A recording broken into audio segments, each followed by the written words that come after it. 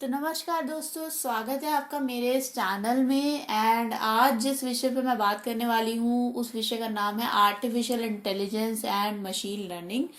तो जैसे कि आपको पता है कि इस चैनल पे हम सॉफ्टवेयर प्रोग्रामिंग और कोडिंग रिलेटेड टॉपिक्स पे हिंदी में बातचीत करते हैं, और मैं कोशिश करती हूँ आपको उन टॉपिक्स को समझाने की सबसे सरल तरीके से। तो मुझे लगता है कि इस टॉपिक को भी मैं आपको इजीली समझा पाऊंगी। पर आगे बढ़ने से पहले प्लीज मेरे चैनल को सब्सक्राइब कीजिए और बेल बटन दबाना मत भूलिए, ताकि आपको मेरे हर एक नए वीडियो का नोटिफिकेशन मिलता रहे। चलिए दोस्तों, आगे चलते हैं और जानते हैं इस टॉपिक के बारे में। पहली बात तो मशीन लर्निंग और आर्टिफिशियल इंटेलिजेंस आजकल की दुनिया में, सॉफ्टवेयर की दुनिया में सबसे ज़्यादा डिमांड में ये टॉपिक है। ज़्यादातर लोग इसके बारे में जानना चाहते हैं कि ये है क्या। कुछ लोग इसके अंदर ऑलरेडी काम भी कर रहे हैं और कुछ लोग इसके अंदर जॉब पाना चाहते हैं, क्योंकि फ्यूचर में इसके अंदर जॉब्स की काफ़ी ज़्यादा बढ़ोतरी होने की आशंका है। तो सबसे पहले ये जानना बहुत ज़रूरी है कि अगर हम भी इस फील्ड में जाना चाहते हैं तो हमें पता होना चाहिए कि सच में मशीन लर्निंग है क्या। क्या ये बहुत कूल है, या फिर जस्ट एक छोटे मोटे प्रोजेक्ट्स के लिए ही अच्छा है, या फिर इसके बड़ी दुनिया में बहुत ज़्यादा बड़े एप्लीकेशंस, बड़े यूज केसेस भी हैं। दोस्तों, सबसे पहले तो आर्टिफिशियल इंटेलिजेंस और मशीन लर्निंग है क्या। आर्टिफिशियल इंटेलिजेंस की अगर मैं बात करूं तो आर्टिफिशियल इंटेलिजेंस एक बहुत बड़ा एक संसार सा है, एक बहुत बड़ी फील्ड है जिसके अंदर बहुत सारी चीज़ें आती हैं। तो machine learning, reinforcement learning, data analytics, deep learning, computer vision, ये जितनी भी चीज़ें आप सुनते हैं ये दरअसल आर्टिफिशियल इंटेलिजेंस का पार्ट है। तो आप इस तरीके से इसको समझिए कि आर्टिफिशियल इंटेलिजेंस जो है वो एक तरीके का ब्रह्मांड है, और मशीन लर्निंग एक प्लैनेट है जो कि उसके अंदर आता है। तो मशीन लर्निंग आर्टिफिशियल इंटेलिजेंस का एक छोटा सा पार्ट है। मशीन लर्निंग का अगर हम मतलब जानने की कोशिश करें तो उसका मतलब ये है कि ये एक कंप्यूटर को एक ऐसी ताकत देता है कि वो अपने खुद से सीख कर कोई एक काम को कर सके। जैसे कि मान लीजिए, अगर आप सॉफ्टवेयर कंप्यूटर की फील्ड में हैं तो आपको पता होगा कि अगर आप कोई भी काम कंप्यूटर से करवाना चाहते हैं तो उसके लिए आपको कोड लिखना पड़ता है, प्रोग्राम लिखना पड़ता है। पर अगर मेरा कंप्यूटर खुद ही इतना इंटेलिजेंट हो जाए, खुद ही इतना बुद्धिमान हो जाए कि वो बिना कुछ कोड करे ही समझ जाए कि उसको ये काम करना है और वो काम वो कर दे, तो उसको हम बोलते हैं मशीन लर्निंग। यानी कि मशीन को हम इतना इंटेलिजेंट बना रहे हैं कि वो खुद से ही सीख कर खुद से ही काम करना शुरू कर दे। तो इसको हम बेसिकली बोलते हैं मशीन लर्निंग। और ये जो बाकी के यहाँ पे चीज़ें दिखाई हुई हैं, री इन्फोर्समेंट लर्निंग हो गया, डेटा एनालिटिक्स हो गया, डीप लर्निंग हो गया, ये सभी की सभी जो चीज़ें हैं मशीन लर्निंग के साथ में ही आती हैं, और ये सब की सब आर्टिफिशियल इंटेलिजेंस का एक हिस्सा बनती हैं। तो दोस्तों, अब आपको शायद समझ में आ गया होगा कि आर्टिफिशियल इंटेलिजेंस और मशीन लर्निंग में फ़र्क क्या है और मशीन लर्निंग सच में होती क्या है। अब आगे चलते हैं दोस्तों। अब हम जानते हैं कि मशीन लर्निंग के किस प्रकार के मतलब मशीन लर्निंग होती है। तो मशीन लर्निंग बेसिकली दो प्रकार की होती है। एक होती है सुपरवाइज लर्निंग और एक होती है अनसुपरवाइज लर्निंग। तो दोस्तों, सुपरवाइज लर्निंग के बारे में जब हम बात करते हैं तो मैं एक बहुत ही छोटा सा आपको एग्जाम्पल देना चाहूँगी। अगर आपने किसी छोटे बच्चे को कभी देखा हो तो छोटे बच्चे बोलना सीखते हैं, चलना सीखते हैं, बहुत सारी चीज़ें करना सीखते हैं। वो कैसे सीखते हैं? वो दूसरों को देखते हैं, वो अपने बड़े लोगों को देखते हैं, उनकी नकल करते हैं, और उसी से वो जानते हैं कि अच्छा, अगर हमें बोलना है तो हमें ऐसे बोलना है, और अगर हमें चलना है तो हमें ऐसे चलना है। तो दोस्तों, सुपरवाइज लर्निंग बिल्कुल वही चीज़ है। दरअसल सुपरवाइज लर्निंग ये बोलता है कि मेरे पास पहले से ही एक डेटा पड़ा है जिसके अंदर मैंने आपको डेटा भी दिया हुआ है और उसका आंसर भी दिया हुआ है, रिजल्ट भी दिया हुआ है। अब आपको क्या करना है, आप अपने मशीन लर्निंग मॉडल के अंदर ये डेटा और उसका रिजल्ट दोनों आप फीड कर दीजिए। तो इस तरीके से फीड हो जाएगा, और फिर जो आपका मशीन लर्निंग मॉडल है, जो प्रोग्राम है, वो खुद इसका पैटर्न को समझेगा, उस डेटा के पैटर्न को समझेगा, और वो ये जान जाएगा कि अगर इस तरीके का डेटा होता है तो उसका रिजल्ट ये रखना है, और अगर इस तरीके का रिजल्ट होता है तो उसका रिजल्ट कुछ और रखना है। जैसे कि आप इस एग्जाम्पल को देखिए, यहाँ पे हमारे पास बहुत सारे एनिमल्स हैं।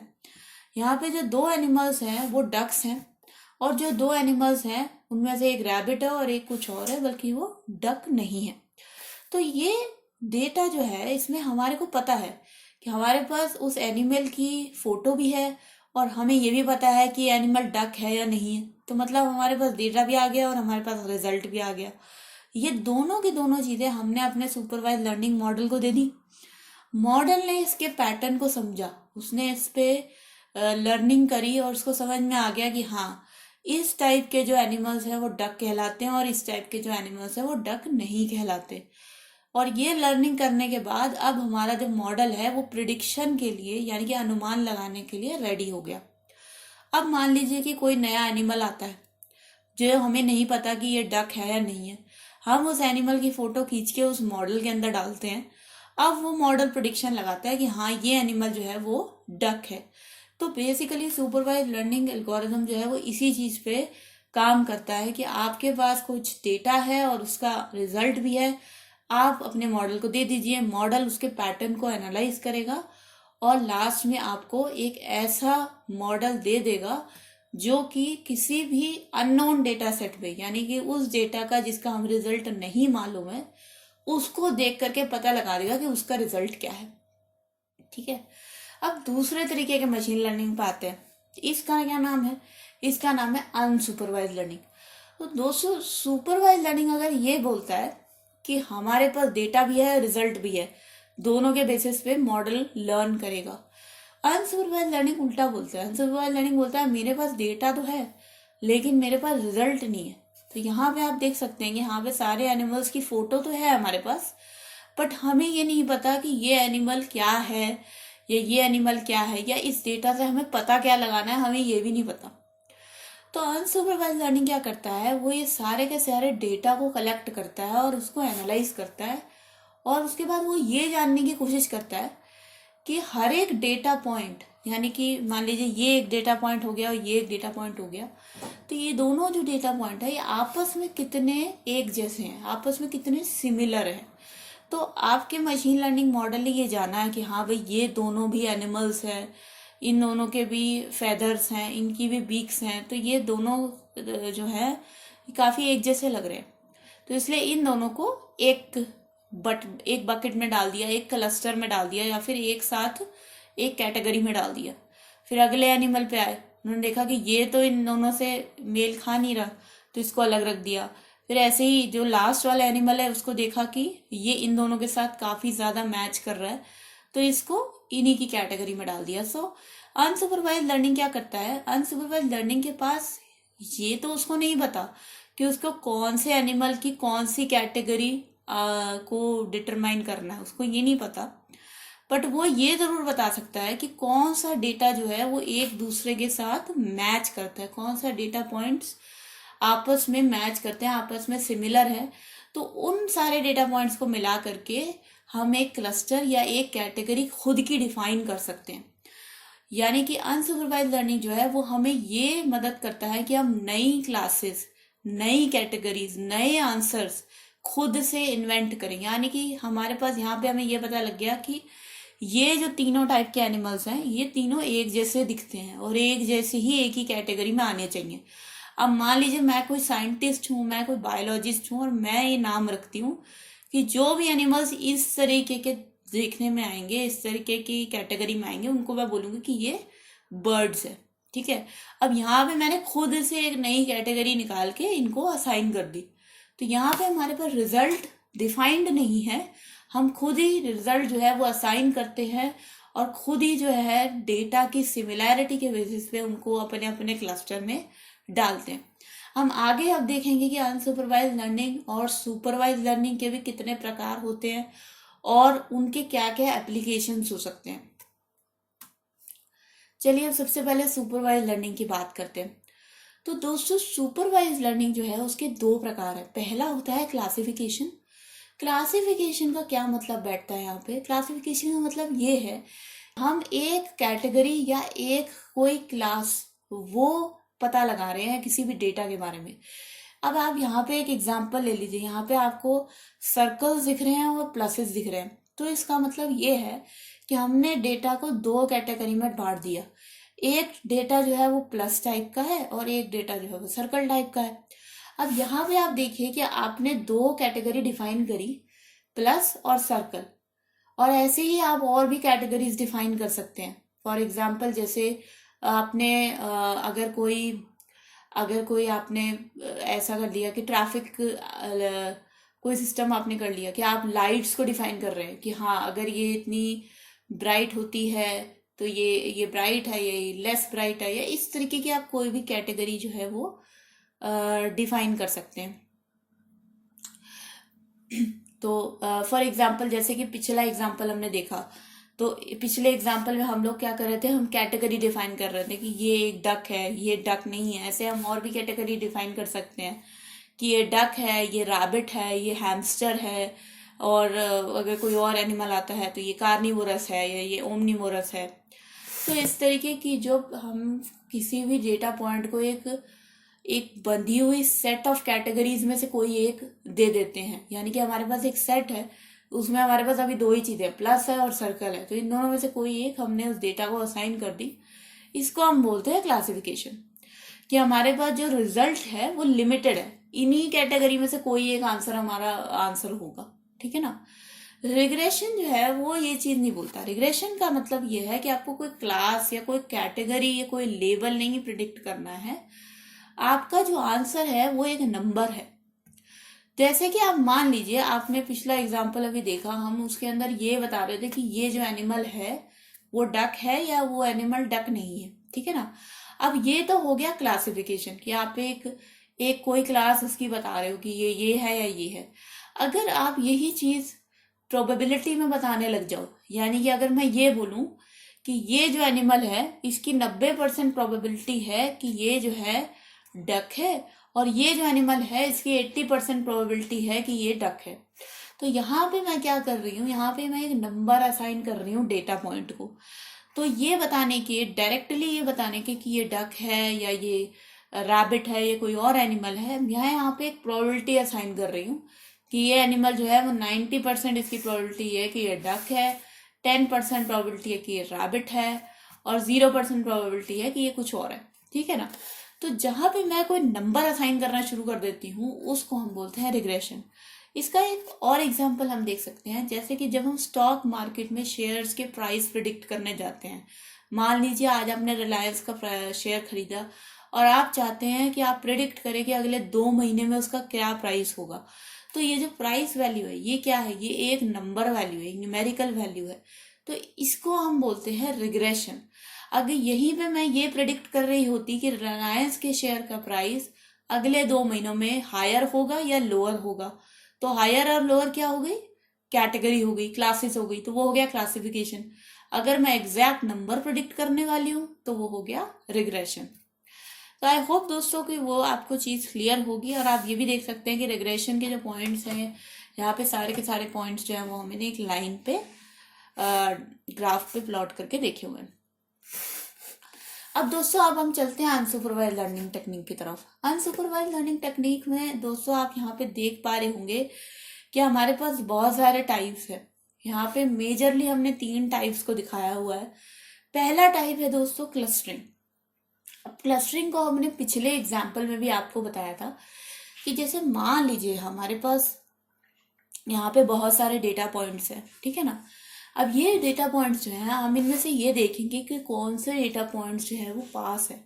जो डेटा पॉइंट्स जो है वो बहुत पास होंगे हम उनको एक क्लस्टर में डाल देंगे, जो डेटा पॉइंट्स उससे थोड़ा दूर होगा उसको हम दूसरे क्लस्टर में डाल देंगे। सवाल दोस्तों यहाँ पे ये उठता है कि हमारे को कोई एक लिमिट होनी चाहिए ना कि मैं कितने क्लस्टर बना सकती हूँ। तो यहाँ पे जो हमारा आंसर आता है ये हमारी प्रॉब्लम पे डिपेंड करता है। दोस्तों अगर मान लीजिए कि मेरी ये प्रॉब्लम है कि मेरे पास एक सेट ऑफ डेटा है और मुझे उनको इस तरीके की कैटेगरी में बांटना है, या मान लीजिए मेरे पास बहुत सारी टी शर्ट्स हैं, ठीक है ना, मेरे पास बहुत सारी टी शर्ट्स हैं और मुझे ये जानना है कि उनमें से मुझे टी शर्ट्स को डिवाइड करना है स्मॉल साइज, मीडियम साइज और लार्ज साइज में, ठीक है ना। अब स्मॉल साइज, मीडियम साइज और लार्ज साइज में अगर मैं टी शर्ट डिवाइड करने चाहूँ तो मेरे पास कितने क्लस्टर बने, 3 क्लस्टर बने, ठीक है ना। मैंने क्या किया, उन सभी टी शर्ट्स के डायमेंशंस को, यानी कि उनकी हाइट को और उनके विड्थ को, उनके वेस्ट साइज को इस ग्राफ पे प्लॉट कर दिया। अब मैंने देखा यहाँ पे कि यहाँ पे कुछ जो टी शर्ट्स हैं वो बहुत ही ज़्यादा सिमिलर है, तो मैंने उनको एक क्लस्टर में डाल दिया, एक गोले में डाल दिया। बाकी जो टी शर्ट्स के साइजेस हैं वो डिफरेंट डिफरेंट है, तो मैंने उनको दूसरे क्लस्टर में डाल दिया। अब यहाँ पे आप देख सकते हैं कि अगर मान लीजिए मुझे 2 क्लस्टर बनाने होते, यानी कि बस स्मॉल और मीडियम का मेरे को अगर डायमेंशन लेना होता, दोनों 2 टाइप की टी शर्ट बतानी होती, तो मैं केवल 2 ही क्लस्टर यहाँ पे बनाती, जिनमें से एक ये वाले पॉइंट्स को कवर करता और एक ये वाले पॉइंट्स को कवर करता, ठीक है ना। अगर मुझे स्मॉल, मीडियम और लार्ज करना है तो हो सकता है कि मेरे स्मॉल वाले इधर आ जाते और मीडियम वाले इधर आ जाते और लार्ज वाले जो है वो इधर आ जाते। तो इस तरीके से देखिए, ये आपकी प्रॉब्लम पे डिपेंड करता है कि आपको कितने क्लस्टर्स की ज़रूरत है, कितने क्लस्टर आपको बनाने हैं। पर एक क्लस्टर में वही पॉइंट्स आते हैं जो पॉइंट्स एक दूसरे से सबसे ज़्यादा पास में हो, और जो डेटा पॉइंट सबसे ज़्यादा पास में होंगे उसका मतलब ये होगा कि वो एक दूसरे से बहुत ज़्यादा सिमिलर है, इसलिए हम उन्हें एक ही कैटेगरी में, एक ही क्लस्टर में डाल सकते हैं। दोस्तों, अब हम इसके दूसरे टाइप की तरफ चलते हैं, वो है एनोमली डिटेक्शन। एनोमली डिटेक्शन काफ़ी ज़्यादा इसके एप्लीकेशंस हैं, काफ़ी ज़्यादा यूजेस है इसके सॉफ्टवेयर इंडस्ट्री में। पहले हम जानते हैं कि होता क्या है। तो दोस्तों, जैसे आप इस ग्राफ में देख सकते हैं कि बीच में बहुत सारे डेटा पॉइंट्स हैं जो कि एक दूसरे के साथ एकदम मिले हुए, एकदम इकट्ठे हो रखे हैं।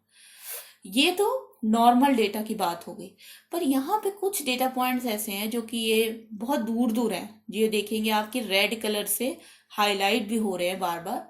ये जो डेटा पॉइंट्स हैं ये इतना ज़्यादा दूर है कि हमारा जो नॉर्मल पैटर्न है हमारे डेटा पॉइंट्स का, जो कि सेंटर में है, उससे कहीं ज़्यादा दूर होने की वजह से हम ये मान सकते हैं कि ये जो डेटा पॉइंट्स हैं ये आउटलायर हैं, यानी कि ये थोड़े अलग टाइप के है, अजीब सा इनका बिहेवियर है। अब क्योंकि इन डेटा पॉइंट्स का अजीब सा बिहेवियर है, तो हो सकता है कि इनकी वजह से हमारे सिस्टम में कोई प्रॉब्लम आ जाए, या हमारे सिस्टम में आगे कोई डाउनफॉल आ जाए। तो इसलिए इन पॉइंट्स को एनालाइज करना कई एप्लीकेशंस में काफ़ी यूजफुल साबित होता है। जैसे कि मैं आपको एक चीज़ का एग्जांपल दूं, मान लीजिए आप एक डॉक्टर हैं और आप अपना ईसीजी या ईईजी कराने जाते हैं, तो आपने देखा होगा कि वहाँ पे हमेशा एक ग्राफ होता है जिसमें एक हार्ट की लाइन होती है जो कि जाती रहती है।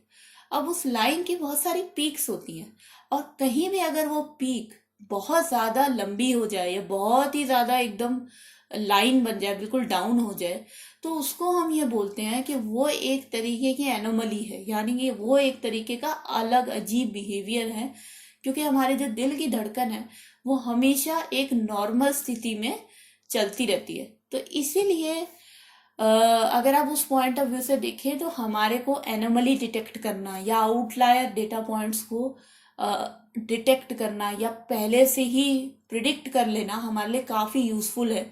काफ़ी सारे एप्लीकेशंस में ये काफ़ी यूजफुल साबित होता है।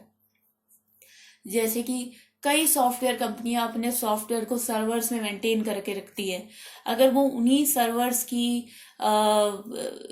सर्वर्स के जो टाइमलाइंस है, उनका अप टाइम या डाउन टाइम, उसके एनोमलीज को, उसके आउटलायर्स को अगर एनालाइज करना शुरू कर दें, उनके पैटर्न्स को एनालाइज करना शुरू कर दें, तो शायद कई बार उन्हें ये पता चल सकता है कि फ्यूचर में उनका सर्वर कब कब डाउन होगा, कब कब उसके अंदर ट्रैफिक ज़्यादा होगा, और इसकी वजह से वो क्या कर सकते हैं कि पहले से ही तैयारी कर सकते हैं कि अगर मेरे सर्वर पे ज़्यादा लोड रहेगा तो मैं उसके लिए कोई बैकअप या कोई और चीज़ प्रिपेयर करके रखूं। तो गाइस, एनोमली डिटेक्शन के अगेन काफ़ी सारे एप्लीकेशंस हैं, इंसिडेंट डिटेक्शन में काफ़ी काम आता है, बट आई होप कि अब ये चीज़ आपको काफ़ी क्लियर हो गई होगी। और अब हम चलते हैं तीसरे टाइप ऑफ अनसुपरवाइज लर्निंग में, जिसका नाम है डायमेंशनैलिटी रिडक्शन। तो दोस्तों, डायमेंशनैलिटी रिडक्शन सच में एक बहुत ही इम्पॉर्टेंट और महत्वपूर्ण पार्ट है मशीन लर्निंग का। और ऐसा क्यों है? सबसे पहले ये जानते हैं कि होता क्या है। तो आपको ये पता होगा, आप यहाँ पे देख पा रहे होंगे कि मेरे पास जो ग्राफ है उसमें मेरे पास दो ही एक्सिस है। ये जो नीचे वाला है इसको एक्स एक्सिस बोलते हैं, और ये जो ऊपर वाला है इसको वाई एक्सिस बोलते हैं, ठीक है ना। अब दो एक्सिस हैं तो दो ही वेरिएबल मैं प्लॉट कर पाऊंगी। अब यहाँ पे आप देख सकते हैं कि वाई एक्सिस, एक्स एक्सिस पे थ्रूपुट नाम का एक वेरिएबल है और एक्स पे लेटेंसी नाम का एक वेरिएबल है। अब चलिए मान लीजिए कि अगर यहाँ पे मेरे पास सिर्फ दो ही वेरिएबल होते तब तो ये ग्राफ ठीक था। अगर मान लीजिए कि मेरा जो रिजल्ट है, मान लीजिए मेरा जो रिजल्ट है वो एक से दो से ज्यादा वेरिएबल पे डिपेंड करता है। मान लीजिए कि मेरा जो रिजल्ट है वो 100 या 200 वेरिएबल पे डिपेंड करता है, और उन सभी वेरिएबल्स को मुझे इस ग्राफ में दिखाना हो तो क्या मैं दिखा सकती हूँ? इसका सीधा सीधा जवाब है कि हाँ, आप दिखा तो सकते हैं, लेकिन आपको ऐसी 100 लाइनें जो है ऐसे ऐसे करके ड्रॉ करनी पड़ेंगी। और अगर आपने ये दिखा भी दिया उसके बाद भी एक नॉर्मल इंसान के लिए समझना बहुत मुश्किल हो जाएगा कि वो ग्राफ आखिरकार दर्शाना क्या चाहता है, आखिरकार वो बता क्या रहा है कि किस वेरिएबल से मेरे रिजल्ट पे कितना इफेक्ट होगा। इसलिए दोस्तों, जब भी हम कोई भी डेटा के साथ डील करते हैं ये चीज बहुत इंपॉर्टेंट हो जाती है कि उस डेटा में आखिरकार कितने सारे फीचर्स हैं। जैसे कि फीचर्स का मतलब कितने सारे कॉलम्स हैं। हम मान के चलते हैं कि हमारा डेटा जो है वो रो और कॉलम्स में बटा हुआ है, तो जो कॉलम्स होते हैं वो हमारे डायमेंशंस माने जाते हैं। तो जैसे कि यहाँ पे 2 कॉलम्स थे तो 2 डायमेंशंस हो गए।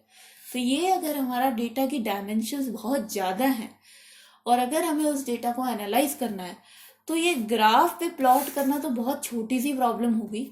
लेकिन अगर आप उस मल्टी डायमेंशनल, बहुत सारे डायमेंशनल डेटा को अपने मशीन लर्निंग मॉडल में डालेंगे प्रिडिक्शन के लिए या फिर ट्रेनिंग के लिए, तो आपका जो मॉडल है वो बहुत ज़्यादा टाइम और बहुत ज़्यादा मेमोरी उसकी लगेगी इतने सारे डेटा को प्रोसेस करने में। ठीक है, अब क्या है, डेटा तो हमारे पास बहुत सारा है, लेकिन हमारे पास जो मेमोरी है इस कंप्यूटर की, जो स्पेस है कंप्यूटर का, वो आखिर मैं मानती हूँ कि सुपर कंप्यूटर्स की वजह से काफी बढ़ गया पर फिर भी लिमिटेड है। तो इस कारण से हमारे लिए डायमेंशनैलिटी रिडक्शन एक बहुत इंपॉर्टेंट रोल प्ले करता है। डायमेंशनैलिटी रिडक्शन का क्या मतलब है कि ये बहुत सारे डायमेंशंस को कम नंबर ऑफ डायमेंशंस में कंप्रेस कर देता है। बेसिकली इसका ये मतलब है कि अगर आप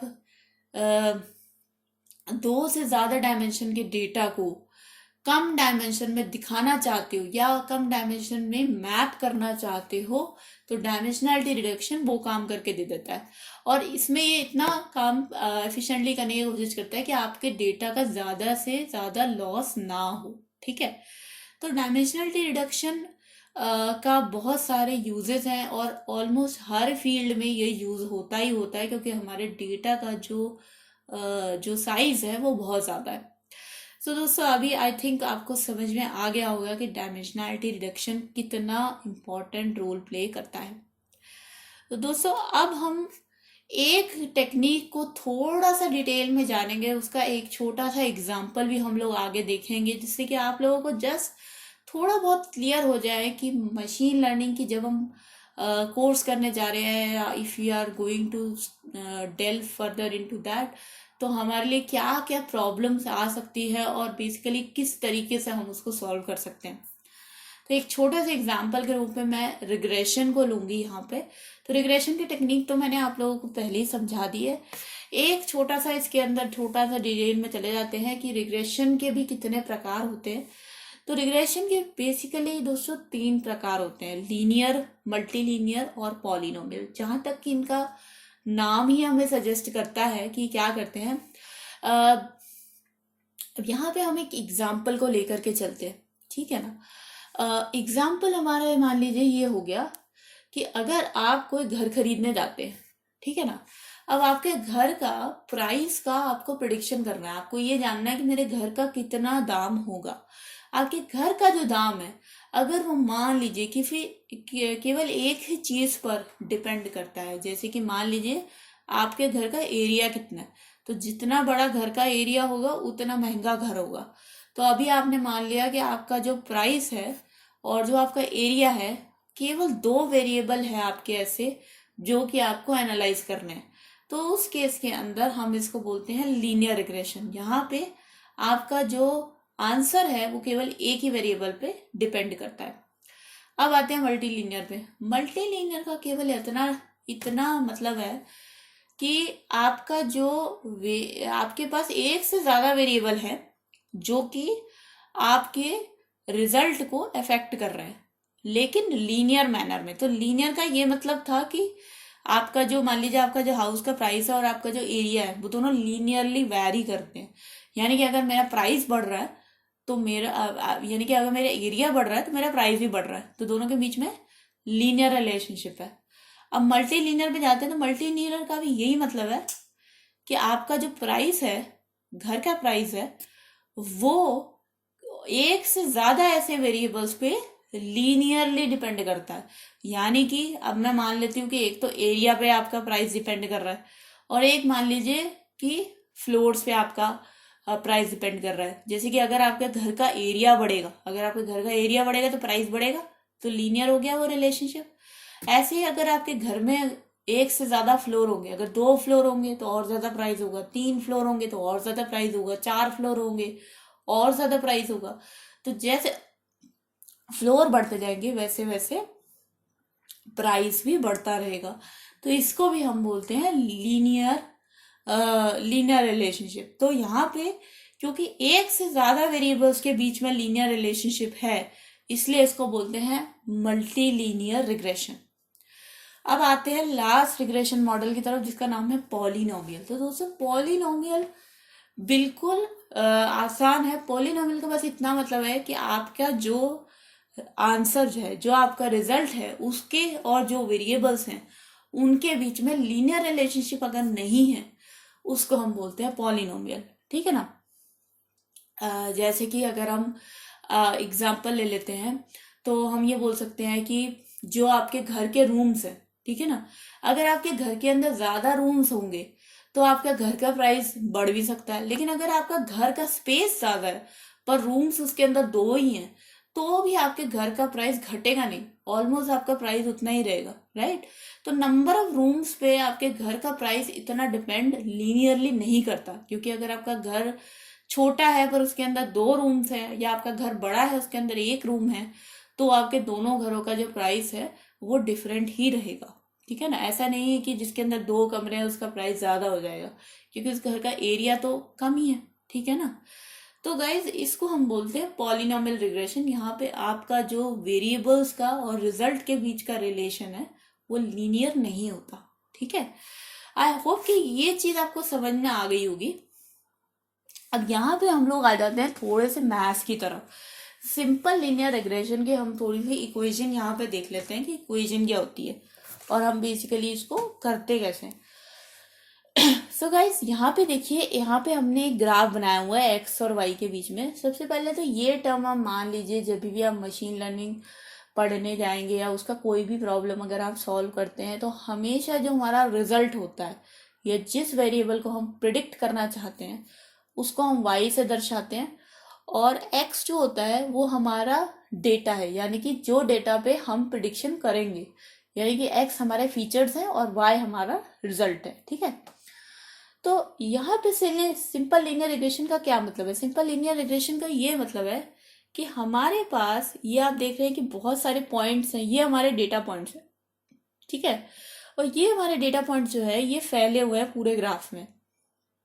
हमारा मकसद ये है कि इन सभी डेटा पॉइंट से गुजरती हुई हम एक ऐसी लीनियर स्ट्रेट लाइन बनाए। तो यहाँ पे अगर आप देखेंगे तो ये जो ग्रीन कलर की लाइन है वो एक ऐसी लीनियर स्ट्रेट लाइन है। हम चाहते हैं कि हम एक ऐसी लीनियर स्ट्रेट लाइन बनाए जो कि इस तरीके से बनी हुई हो कि जितने भी जो डेटा पॉइंट्स हैं उनका इस लाइन से जो डिफरेंस है, अगर हम उस डिफरेंस को जोड़ दें तो वो डिफरेंस सबसे कम बने। यानी कि आप ये जानते होंगे कि ये जो हमारी स्ट्रेट लाइन है, ये जो ग्रीन कलर की स्ट्रेट लाइन है, इसको हम बोलते हैं बेस्ट फिट लाइन। तो हमें ऐसी एक बेस्ट फिट लाइन ढूंढनी है ताकि ये जो डेटा पॉइंट्स का इस लाइन से डिफरेंस है जिसको हम बोलते हैं एरर, तो किसी भी डेटा पॉइंट्स का लाइन से डिफरेंस क्या हो जाएगा, उसको हम बोलेंगे एरर बोलेंगे। तो जो सभी डेटा पॉइंट्स के एरर का जो टोटल है वो सबसे कम होना चाहिए। अगर वो सबसे कम है तो वो जो लाइन है वो हमारी बेस्ट फिट लाइन हो जाएगी। अब अगर आप देखेंगे यहाँ पे जो हमारी रेड कलर की लाइन है वो हमारी प्रिडिक्शन लाइन है, ठीक है ना। अब आप ये बोलेंगे कि भाई मुझे कैसा पता चलेगा कि जो ग्रीन कलर की लाइन है इसको कैसे बनाना है, ये बेस्ट फिट लाइन कहाँ से ढूंढनी है, मुझे कैसे पता चलेगा। तो आपने बिल्कुल ठीक सुना कि हमें नहीं पता चल सकता, हम क्या कर सकते हैं, अंदाजा लगा सकते हैं। तो थोड़े बहुत अंदाजे के बेसिस पे हमने क्या किया कि हम एक रेड लाइन ड्रॉ करते हैं, ये रेड लाइन ड्रॉ करते हैं और फिर अपने एरर को जांचते हुए, इस एरर को यानी कि अपने डेटा पॉइंट्स का हम इस लाइन से डिफरेंस निकालते हैं और उस एरर की हम जांच करते रहते हैं और उसको कम करते करते करते करते हमारी ये जो रेड लाइन है यानी कि हमारी जो प्रिडिक्टेड लाइन है वो धीरे धीरे हमारी बेस्ट फिट लाइन के करीब पहुंचाते रहते हैं। तो बेसिकली हमें तब तक अपनी प्रेडिक्शन चेंज करते रहना है, अपनी प्रेडिक्टेड लाइन को चेंज करते रहना है जब तक कि वो इस बेस्ट फिट लाइन से कोइंसाइड ना हो जाए, जब तक कि वो उसका जो एरर है वो सबसे कम ना हो जाए, ठीक है ना। सो गाइज आपको ये पता ही होगा कि जो सिंपल लीनियर रिग्रेशन है, अगर आपने बेसिक मैथमेटिक्स पढ़ा हो तो किसी भी लाइन की जो इक्वेशन होती है वो होती है y equals to M X plus B, जहाँ पे m जो होता है उसका स्लोप होता है और b जो होता है वो एक कांस्टेंट होता है। तो हम अगली स्लाइड में देखेंगे कि यहाँ पे जो मैंने वही m equals to M X plus C की जो इक्वेशन है उसको किस तरीके से लिखा है। तो यहाँ पे y equals to beta naught, यहाँ पे बीटा नॉट जो है वो तुम्हारा कांस्टेंट है, प्लस बीटा वन एक्स, यहाँ पे बीटा वन जो है वो हमारा स्लोप है, ठीक है। तो एक तरीके से अगर आप पिछला ग्राफ देखें तो यहाँ पे आपका जो कांस्टेंट है यानी कि जो बीटा नॉट की वैल्यू है वो 3 हो गई, क्योंकि हमारी जो लाइन है वो ओरिजिन से ना स्टार्ट होके 3 से स्टार्ट हो रही है, और जो आपका स्लोप है वो आपका यहाँ पे हो गया यानी कि ये 4 और 3 के बीच में होगा, तो स्लोप आपका 1 हो गया एक तरीके से, ठीक है। तो ये बीटा वन जो है वो आपका स्लोप है और बीटा नॉट जो है वो आपका कांस्टेंट है, और एक्स जो है वो आपका वो डेटा है जिसके डेटा पॉइंट्स आपने प्लॉट करे, ठीक है। सो दोस्तों हमारे पास ये एक्स की वैल्यू है पहले से, ठीक है ना, और क्योंकि हम सुपरवाइज लर्निंग की बात कर रहे हैं तो हमारे पास कुछ डेटा ऐसा होगा जिसका हमारे पास रिजल्ट भी हमें मालूम होगा। तो बेसिकली मेरे पास y भी है, मेरे पास x भी है, मेरे पास क्या नहीं है, मेरे पास बीटा नॉट नहीं है और बीटा वन नहीं है। मुझे ये नहीं पता कि मैं इन दोनों को क्या इनकी वैल्यू रखूं कि जो मेरा एरर है वो सबसे ज्यादा कम हो जाए। तो यहाँ पे हम एरर की बात करेंगे दोस्तों। एरर का क्या मतलब है, यहाँ पे आप देखिए कि लेट सपोज मान लीजिए पिछले डायग्राम पे जाते हैं, ये तो सारे वो डेटा पॉइंट्स है जो हमने प्लॉट करें, ठीक है ना। मान लीजिए अब कोई नया डेटा पॉइंट आता है जिसका मुझे y मालूम ही नहीं है, मुझे उस डेटा पॉइंट का y नहीं मालूम है, मुझे उस डेटा पॉइंट का केवल x मालूम है। मान लीजिए उस डेटा पॉइंट का जो x था वो 1 था, ठीक है। अब अगर उस डेटा पॉइंट का x 1 था तो इस डायग्राम के अकॉर्डिंग अगर मैं चलूं तो उस डेटा पॉइंट का जो x है वो इस लाइन पे यहाँ पे प्लॉट होना चाहिए, ठीक है। माफ कीजिएगा, यहाँ पे प्लॉट होना चाहिए, ठीक है। तो इसका उसका y होना चाहिए 5, ठीक है। तो अब मान लीजिए अगर मेरे पास बीटा नॉट और बीटा वन प्रेजेंट है, अगर मान लो मेरे को पता लग गया कि बीटा नॉट और बीटा वन क्या है और मेरे पास x 1 है, तो उससे मेरी y की जो वैल्यू आएगी उस y की वैल्यू से मैं ये पता लगाऊंगी कि मेरा कितना एरर है। मान लीजिए मेरी y की वैल्यू आती है 3 और मेरे y की वैल्यू होनी क्या चाहिए थी 5, जो मैंने पिछला डायग्राम दिखाया। तो 5 - 3 कितना हो गया 2, यानी कि जो मेरा एरर है वो 2 हो गया, ठीक है ना। अब मैं चाहती हूँ कि मैं इस एरर को रिड्यूस करूँ, इतना रिड्यूस कर दूं कि मेरा जो एरर है ऑलमोस्ट 0 हो जाए। सो गाइज ये जो इक्वेशन है y hat equals to beta naught hat plus beta one hat into X, ये जो है ये हमारे प्रिडिक्टिव वेरिएबल की इक्वेशन है।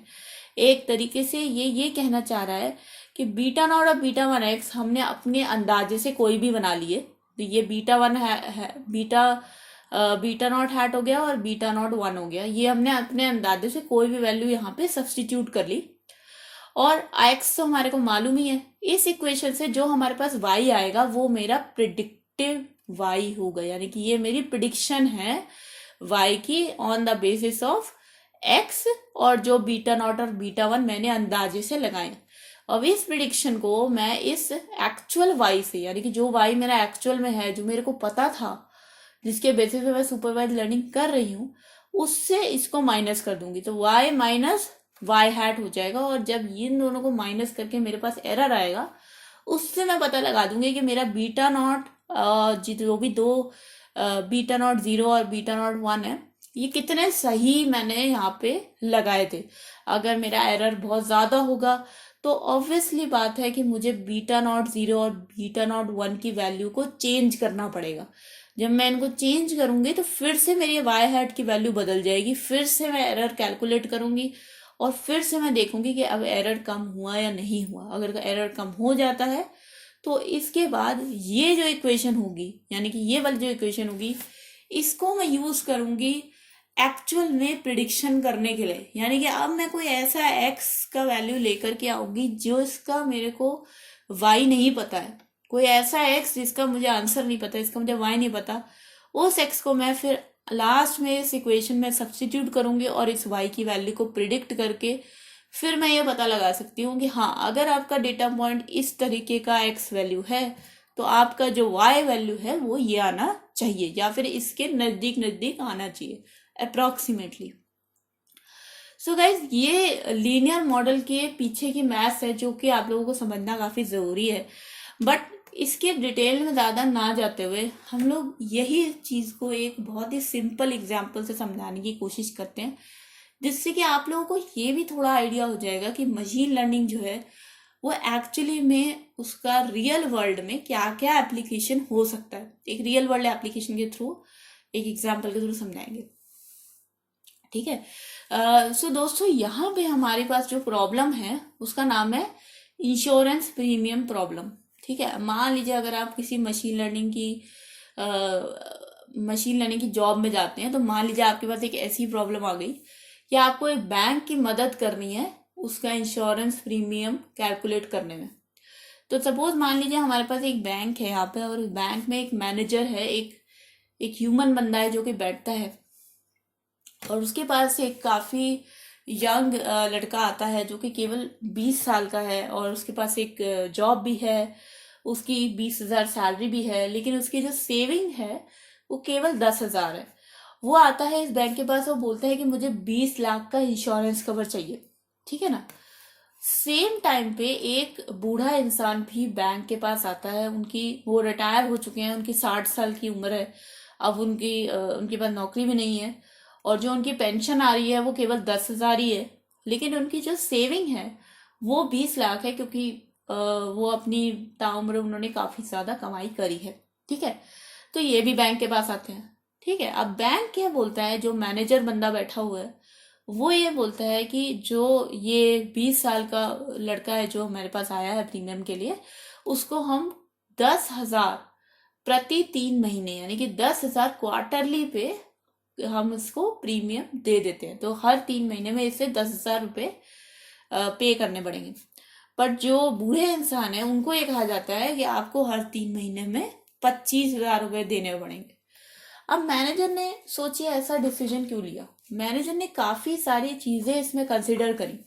तो ये जो भी चीजें यहाँ दिखाई हुई हैं, चाहे एज है, चाहे नौकरी है या नहीं, सैलरी कितनी है, सेविंग कितनी है, ये चारों के चारों फैक्टर जो है वो मैनेजर ने कंसिडर करे, और उन्होंने ये ऐसा डिसीजन लिया कि जो ये यंग बंदा है ये अभी काफी ज्यादा देर तक जीने वाला है, और उसकी नौकरी की जो सैलरी है वो भी बढ़ने वाली है। तो ये जो इंश्योरेंस का 20 लाख का जो पैसा है वो अपने जीते जी ये हमारे को दे भी देगा, और उससे ज्यादा भी हमें प्रॉफिट हो सकता है, इंश्योरेंस कंपनी को प्रॉफिट हो सकता है। पर जो बूढ़े अंकल हैं वो शायद जब तक ये पूरा का पूरा 20 लाख का इंश्योरेंस जो है वो बैंक को वापस देंगे, हो सकता है कि उससे पहले ही बैंक को उनको पेमेंट करनी पड़े। तो दोस्तों, इसीलिए बैंक ने उनको 25,000 का प्रीमियम दिया, ताकि वो इनसे ज्यादा से ज्यादा जल्दी ये 20 लाख का इंश्योरेंस कवर निकाल पाए, रिकवर कर पाए, ठीक है। तो अब यहाँ पे हम एक सिनेरियो लेते हैं। मान लीजिए बैंक का जो मैनेजर है वो छुट्टी पे चला गया है और यहाँ पे कोई और इंसान आके बैठा है जिसको इतना नॉलेज नहीं है कि इतने सारे फैक्टर्स कंसीडर करने होते हैं जब हम किसी का प्रीमियम जो है वो लगाने जाते हैं। ठीक है, तो ऐसी सिचुएशन में उस इंसान को थोड़ी सी मदद चाहिए एक कंप्यूटर प्रोग्राम से, जो कि उनके हेल्प कर दे, एक सजेशन दे दे कि इस इंसान का कितना प्रीमियम लगाना चाहिए। क्योंकि यहाँ पे हमारे पास प्रॉब्लम ये आई है कि एक मिडिल एज का व्यक्ति है जिसकी 40 साल उम्र है, जो कि नौकरी पेशा भी है, उसकी सैलरी काफ़ी अच्छी है, 45,000 उसकी सैलरी है, 5 लाख उसकी सेविंग है, और वो भी बैंक के पास 20 लाख के इंश्योरेंस कवर के लिए आता है। उस समय जो हमारा मशीन लर्निंग का एल्गोरिदम है, जो सुपरवाइज लर्निंग का एल्गोरिदम, जो कि इसी पिछले डेटा पे जो कि मैनेजर ने डिसाइड किया था, या इतने फैक्टर वाले बंदे को 10,000 होना चाहिए और ये फैक्टर वाले बंदे को 25,000 होना चाहिए, हमारा जो मशीन लर्निंग मॉडल है उसने इसी डेटा पे लर्न कर लिया, इसी डेटा के पैटर्न को एनालाइज कर लिया, इसको सीख लिया, और उसके बेसिस पे उसने जो बैंक में बंदा बैठा है उसको ये सजेस्ट किया कि अगर इस इंसान को भी 20 लाख का इंश्योरेंस कवर चाहिए तो इसका प्रीमियम होना चाहिए 17,500 रुपये प्रति 3 महीने। ठीक है, तो दोस्तों ये आपने देखा कि मशीन लर्निंग कोई ऐसी चीज नहीं है जो कि ह्यूमंस को कंप्लीटली जा करके निकाल के उनका काम कर देगी, बट हाँ, मशीन लर्निंग के एल्गोरिदम्स अप्रोक्सीमेटली हमारी एक डिसीजन मेकिंग में हेल्प करते हैं, हमें एक फैसला लेने में मदद करते हैं, और इससे कि हमारे इंसान होने के तौर पे जो हमसे गलतियां हो जाती हैं, वो गलतियां होने के जो चांसेस होते हैं वो बहुत ज़्यादा कम हो जाते हैं। आई होप कि इस एग्जाम्पल से आपको थोड़ा बहुत आइडिया हो गया होगा कि मशीन लर्निंग के एल्गोरिदम कैसे काम करते हैं, सिंपल लीनियर रिग्रेशन कैसे काम करता है। जैसे कि इस केस में यहाँ पे जो हमारी एज है, यानी कि जो एज और जो प्रीमियम है उसके बीच में एक लीनियर रिलेशनशिप है। अगर एज आपकी ज़्यादा होगी तो प्रीमियम आपका कम होगा, अगर एज आपकी कम होगी तो प्रीमियम आपका ज़्यादा होगा। ठीक है, तो दोस्तों आई होप कि ये वीडियो आपको अच्छा लगा हो, आपको इससे काफ़ी इन्फॉर्मेशन मिली हो मशीन लर्निंग और आर्टिफिशियल इंटेलिजेंस के बारे में। आप अगर चाहते हो कि मैं ऐसी ही और वीडियोस बनाती रहूं तो प्लीज़ मेरे चैनल को सब्सक्राइब करिए, शेयर करिए, लाइक करिए। और अगर आप चाहते हैं कि इस एग्जाम्पल का प्रैक्टिकल इम्प्लीमेंटेशन देखना हो तो यहाँ पे एक ये कैगल का लिंक है जहाँ पे ये इम्प्लीमेंट किया गया है, वो मैं इस वीडियो के डिस्क्रिप्शन में भी डाल दूंगी, तो प्लीज़ वहाँ जाके चेक ज़रूर करिए। तब तक के लिए बहुत बहुत शुक्रिया दोस्तों। प्लीज़ घर में रहिए, सेफ रहिए। Thank you so much and bye bye.